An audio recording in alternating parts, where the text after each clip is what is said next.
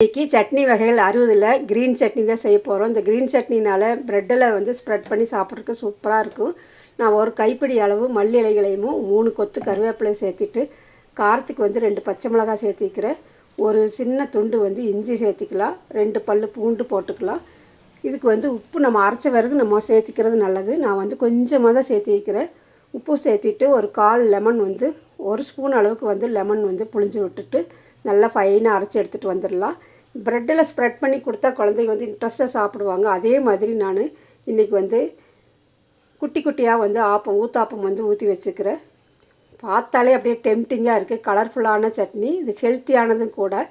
இப்போ இந்த ஊத்தாப்பத்தை வந்து ஒன்று ஊற்றி அது மேலே ஸ்ப்ரெட் பண்ணி வச்சுட்டு இனி ஒன்று அதே அளவுக்கு வந்து ஊற்றி 2ஆக கட் பண்ணி இந்த மாதிரி குழந்தைகளுக்கு எடுத்து கொடுத்துட்டோம்னா ஈவினிங் ஸ்கூல்லேருந்து வந்த உடனே இந்த மாதிரி ஊத்தாப்பம் ஊற்றி கொடுத்தா இன்ட்ரெஸ்ட்டாக சாப்பிடுவாங்க. நீங்களும் ஒரு தடவை ட்ரை பண்ணி பாருங்கள். தேங்க்யூ.